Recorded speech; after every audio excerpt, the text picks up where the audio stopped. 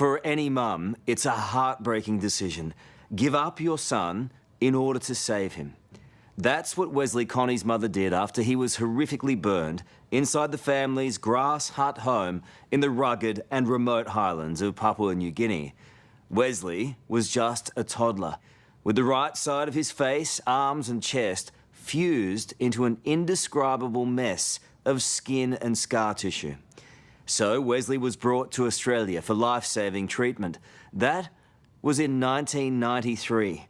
The weeks turned into months. One surgery followed another, and 22 years later, Wesley's had 30 major operations. Now, he's heading home to see his mum.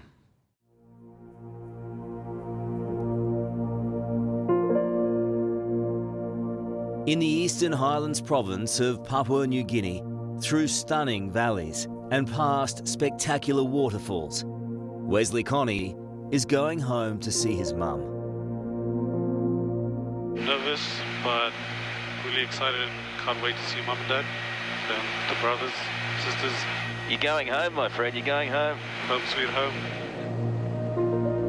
It's a 30-minute helicopter ride that's taken more than 2 decades.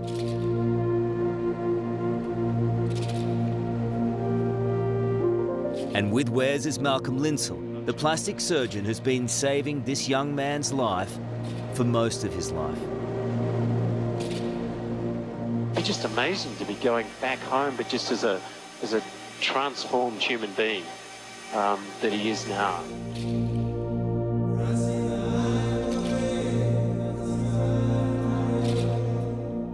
Our arrival creates interest, but as this is a surprise visit, we don't know if Wes's family is around or where they might be.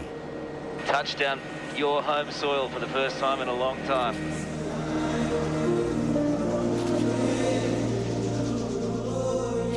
Here we are. We've got a little bit of a welcoming party here too, my friend.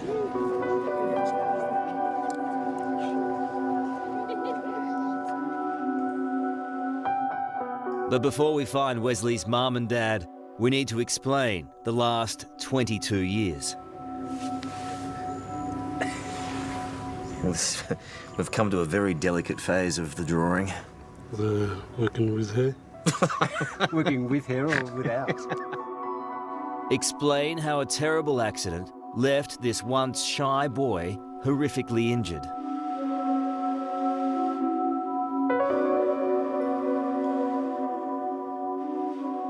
When I first saw him, I really thought, my God, what am I going to do here? How surgeon Malcolm Linsell rebuilt Wes's disfigured face and body. You know, the right side of his face was obliterated. And in doing so, taught him that beauty runs much deeper than skin and scars. Malcolm, what do you think of Wesley? I admire him. I actually think he's amazing, really. What do you think would have happened to you without him? I wouldn't be here. It's simple as that. I wouldn't be here today.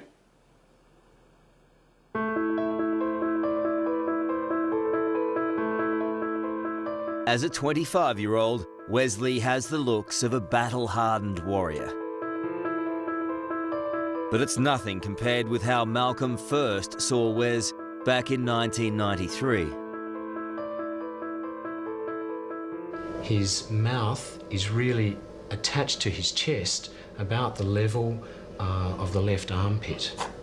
His right eyebrow is attached to his chest just above where the right nipple would be. He was really deformed. And I think someone mentioned at the time that if something was not done for him, then he would have almost certainly died. And so I felt compelled to do something. I wasn't quite sure what that was, but I felt compelled.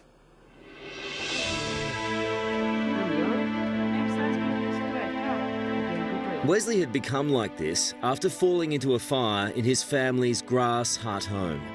He was only 2 at the time, but being so isolated in the highlands of PNG, the medical care he received was rudimentary and didn't treat the burns properly. So, in his village over the next 2 years, his head and the right side of his body literally fused into this contorted mess. I think he would be in for a dreadful life because as he gets older, he will become more repulsive to other people. As they say, thank God for the salvos. They found out about Wesley and flew him to Melbourne in 1993. His dad, Connie, went with him, but his mum, Onampoor, had to stay behind in the village. In Australia, Wes met a young plastic surgeon, Malcolm Linsell, who, back then, was also a salvo. It really is a miracle that he actually survived, because he really shouldn't have.